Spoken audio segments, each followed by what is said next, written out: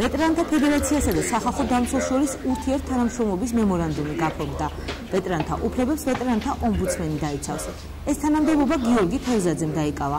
მისი მთავარი მოვალეობა სახალხო დამცველთან ერთად ვეტერანთა უფლებების დაცვა და მათი პრობლემების მოგვარება იქნება. პრესკონფერენციაზე განიხილეს მემორანდუმით, რომელსაც ხელს აწერენ საქართველოს ვეტერანთა ფედერაციის წარმომადგენლები და სახალხო დამცველი. დღევანდელი პრესკონფერენცია ეხებოდა ძირითადად იმ მემორანდუმს, რომელიც საცხელი მოეწერა საქართველოს ვეტერანთა ფედერაციასა და სახალხო დამცველის შორის. ეს იყო ის პრეცედენტი სახალხო დამცველის ინსტიტუტის შემდეგ პირველი. 15 წელი არსებობს სახალხო დამცველის ინსტიტუტი და არ არსებობდა ვეტერანთა ომბუდსმენი, რომელიც გუშუალოდ დაიცავდა ვეტერანთა უფლებებს.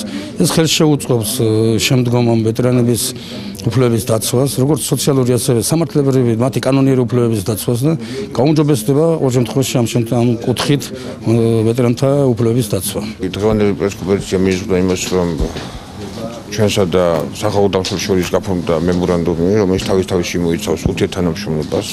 ამასთან ერთად იმ დაგროვილი პრობლემების ერთობლივად გადაწყვეტას, რომელიც თქვა ვეტერანების მიმართ არსებობს, თვითონ მექანიზმის შექმნას, ანუ ეს არის რომ შემოსული ინფორმაციები, რომელიც ჩვენ გვაქვს და შესული ინფორმაციები, რომელიც სახალხო დამცველის აპარატშია, ერთობლივად თქვა კომპლექსურად გადავწყვეტოთ ესა თუ ის საკითხი, შემოიმუშაოთ მისი მექანიზმი, მონიტორინგის თქვა შემუშავება საზეიმო დასავლების დაწესებულებებში, რომელიც პრევენციული ხასიათი იქნება, ანუ ვეტერან პატრიოტიზმის საუბარი და ასე შემდეგ. ვეტერანთა ომბუდსმენის დანიშვნა საერთაშორისო ვეტერანთა ფედერაციის ინიციატივაც იყო, რომელშიც 34-ზე მეტი ორგანიზაცია არის გაერთიანებული.